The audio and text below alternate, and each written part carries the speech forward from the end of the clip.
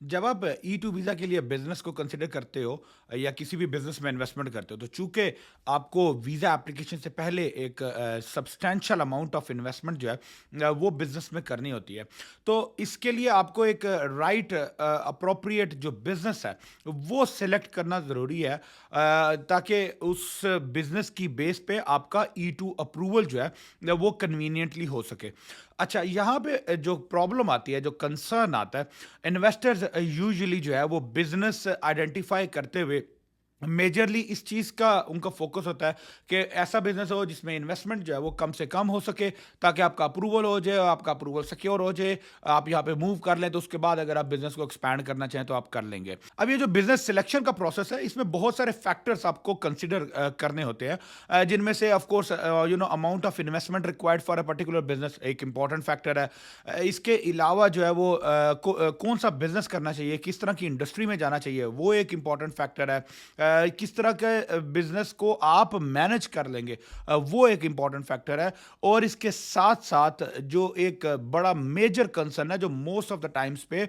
Investors ignore कर देते हैं, वो ये है कि बिजनेस का इनकम पोटेंशियल कितना है। बिकॉज इनकम पोटेंशियल जो है, जो कि बिजनेस मार्जिनैलिटी को डिफाइन करेगा, वो ई-2 अप्रूवल में एक बहुत क्रिटिकल रोल जो है वो प्ले करता है। तो आज इस वीडियो में मैं आपको डिटेल के साथ एक्सप्लेन करूंगा कि किस बिजनेस की कितनी इनकम होनी चाहिए और वो इन्वेस्टर के प्रोफाइल के साथ कोहेरेंट हो, कितनी रेलिवेंट हो, ताकि आप अपने ई-2 की सक्सेस और ई-2 अप्रूवल चांसेस जो है उनको मैक्सिमाइज कर सके। So stay tune till the end of this video. अस्सलाम वालेकुम, my name is Raheel Shaikh. I am a business consultant based in Virginia, USA. मेरी फर्म स्टार्टअप बिजनेस ब्यूरो में we provide consulting and management services to international investors and entrepreneurs जो USA में अपना business establish करना चाहते हैं और उसके साथ साथ यूएसए के ई वीजा प्रोग्राम्स को परसू करना चाहते हैं।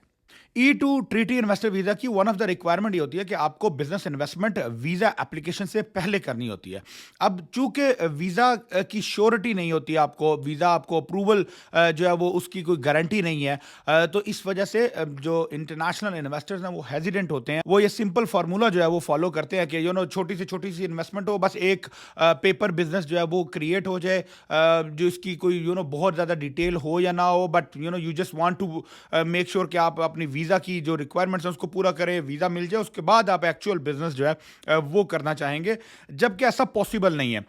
आपको ये अंडरस्टैंड करना बड़ा ज़रूरी है कि जहाँ पे बिजनेस कैटेगरी जो है वो बड़ा इंपॉर्टेंट रोल प्ले करती है, बिजनेस की इन्वेस्टमेंट जो है वो एक बड़ा इंपॉर्टेंट रोल प्ले करती है, तो इसके साथ साथ बिजनेस की जो पोटेंशियल इनकम है वो एक बड़ा क्रिटिकल एस्पेक्ट है। अब पोटेंशियल इनकम से क्या मुराद है? ई-2 की एलिजिबिलिटी के लिए वन ऑफ द जो रिक्वायरमेंट होती है, जो स्टेट लॉ में जो डिफाइंड है, वो ये है कि business should not be marginal. Marginal business से क्या मुराद होती है कि वो बिजनेस जिसका इनकम पोटेंशियल जो ऑनर है या जो इन्वेस्टर है उसकी डे टू डे लाइफ को बस पूरा कर सके हार्डली और एट मैक्सिमम, इससे ज़्यादा उसमें इनकम पोटेंशियल मौजूद ना हो, तो वो बिजनेस मार्जिनल बिजनेस होता है। यानी वो बिजनेस में ग्रोथ पोटेंशियल, ग्रोथ चांसेस कम है कि वो बिजनेस इस रेंज से ज़्यादा इनकम नहीं प्रोड्यूस कर पाएगा, और इस वजह से आप फ्यूचर में ग्रो नहीं कर पाओगे, एम्प्लॉयज़ नहीं हायर कर पाओगे, और इस तरह के यूएस की इकोनॉमिकल कंट्रीब्यूशंस जो है वो आपकी मिनिमाइज हो जाएंगी। तो इस वजह से बिजनेस हमेशा नॉन मार्जिनल होना चाहिए, यानी आपका बिजनेस मार्जिनल इनकम से ज्यादा अर्निंग पोटेंशियल हो। अब इसको अगर मैं फिगर्स में डिफाइन करता हूं, फिगर्स में अगर मैं इन पूरी मार्जिनैलिटी क्लॉज को जो है वो अगर मैं एक्सप्लेन करूं, तो फॉर एग्जाम्पल अगर एक business on average state to state of course जो मिनिमम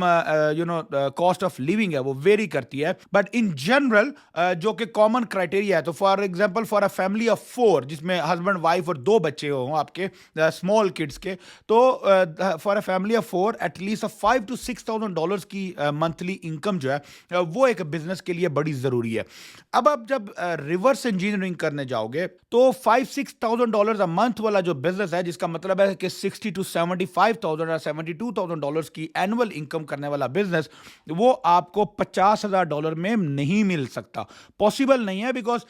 बिजनेस की जो ROI के मैथ है वही उसको जो है वो पूरा नहीं करते, विच मीन्स कि आपका, अगर आपने फॉर एग्जांपल $50,000 का बिजनेस बनाया और आप उसी बिजनेस से $65,000 या $60,000 ईयर एंड पे इनकम विड्रॉ कर रहे हो, तो that means you are going 110% of your ROI. So, and that is also in 1 year. तो इस प्रैक्टिकली नॉट पॉसिबल. तो जो $5,000-6,000 वाला बिजनेस है, उसके लिए आपको एटलीस्ट $150,000 तक की मिनिमम जो है वो इन्वेस्टमेंट करनी पड़ेगी, ताकि आप एक reasonable income generating business on कर सके. अच्छा, ये इनकम इसलिए भी जरूरी है क्योंकि सिर्फ और सिर्फ इन्वेस्टमेंट कर देना इस चीज की गारंटी नहीं होता कि आपका वीजा अप्रूव हो जाएगा. उस इन्वेस्टमेंट को जस्टिफाई भी करना चाहिए कि आप कौन सा बिजनेस करने जा रहे हैं. तो एक तो ये एग्जांपल हमारे सामने जो है वो आ गई कि हमारे पास एटलीस्ट इतना इनकम वाला बिजनेस हो, और इतनी इनकम वाला बिजनेस $50,000-60,000 में पॉसिबल नहीं है. सो फॉरगेट दैट कि आप E2 वीजा $50,000-60,000 के किसी रिटेल बिजनेस में इन्वेस्ट करके ले लोगे. Yes, but there are few exceptions, जैसे फॉर एग्जांपल सर्विसेज बिजनेसेस हैं, ऑनलाइन बिजनेसेस हैं, IT की कंपनीज हैं, ई-कॉमर्स के बिजनेसेस हैं. तो इनमें आप सर्विस प्रोवाइडिंग के तौर पे $50,000-60,000 की इन्वेस्टमेंट कर सकते हो, because you got technical expertise, और उनमें जो सर्विस बिजनेसेस में मार्जिन्स भी जो है वो ज्यादा होते हैं. तो इस वजह से आप उनमें इतनी इनकम जनरेट कर सकते हो. बट रिटेल बिजनेसेस में या ट्रेडिशनल बिजनेसेस में, ओल्ड स्कूल बोरिंग बिजनेसेस में, आप 50,000 की इन्वेस्टमेंट से इतनी इनकम जनरेट नहीं कर सकते. ऑन द अदर साइड, ये अब एक इन्वेस्टमेंट का क्राइटेरिया आ गया. अब इसके साथ साथ कुछ और फैक्टर्स हैं, वो जो हम over the period of couple of years, जो विद एक्सपीरियंस जो हम ऑब्जर्व करते हैं, जो हमने एक्सपीरियंस किए हैं, वो ये है कि जो बिजनेस की इनकम है वो आपके करंट प्रोफाइल को मैच करना भी जरूरी है. अब इससे क्या मुराद है कि फॉर एग्जांपल एक वो इन्वेस्टर जो लेट्स से समवेयर अराउंड 10,000 और 10,000 प्लस डॉलर्स जो है वो कमा रहा है, 10 से 12,000 $15,000, जैसे मेरे मिडिल ईस्ट के बहुत सारे इन्वेस्टर्स हैं जिनकी अगर वो जॉब्स कर रहे हैं तो 10-15,000 $20,000 उनकी मंथली की सैलरी है, या कोई बिजनेस कर रहे हैं तो इतना उनका नेट इनकम जो है वो जनरेट होती है. तो अगर आप 10 से $15,000 तक के बिजनेसेस जो है वो इनकम जनरेट कर रहे हैं, तो आप $5,000-7,000 की इनकम वाला बिजनेस या $10,000 वाली इनकम वाला बिजनेस जो है वो ऑन कर सकते हो to certain extent, as long as it justifies और it matches with your profiling. But as long as जिनका income profile, current income profile, जो हाई एंड इन्वेस्टर्स हैं जिनका इससे ज्यादा है, फॉर एग्जांपल अगर आप पाकिस्तान में हो तो लेट्स से अगर आपकी कोई 50 लाख या 1 करोड़ रुपए आपकी मंथली की इनकम है, which is very normal to certain investors in Pakistan, और इसके अलावा इवन किसी भी दुनिया के कोने में, कनाडा में हो, आप मिडिल ईस्ट में हो, तो कहीं पे भी अगर आपकी इनकम जो है वो फॉर एग्जांपल $25,000-30,000 $40,000 के करीब है, या $50,000 के करीब है, और आप उस इनकम प्रोफाइल से एक ऐसी इन्वेस्टमेंट करने जा रहे हो जो कि $3,000-4,000 या $5,000 का बिजनेस है जो वो जनरेट करेगी, और आप इंटरव्यू में ये जस्टिफाई करने की कोशिश करो कि आप इसलिए अमेरिका में मूव कर रहे हो क्योंकि आपने एक नया बिजनेस स्टार्ट किया है, और आप अपनी करंटली $50,000 की इनकम छोड़ के $5,000 वाले इनकम के बिजनेस के ऊपर फोकस करोगे. It doesn't make sense to be very honest. So which means कि it will raise a lot of red flags in your interview, जिसमें वीजा एजुकेटर जो है वो ये ही वुड बी वेरी स्केप्टिकल कि आपका जो एक्चुअल इंटेंट है US जाने का, that is not for your business but that is something else. You might have being a potential immigrant threat, कि आप जो है वो यहाँ पे आके you want to exploit some immigration or social welfare system of America. So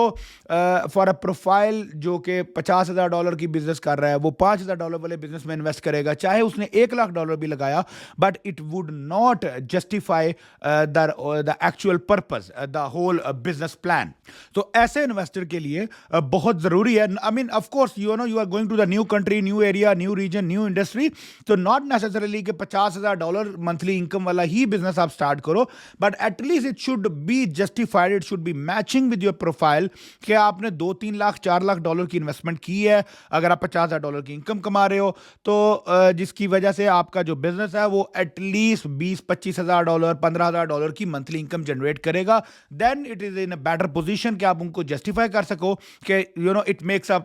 viable sense कि आप अपने नए बिजनेस में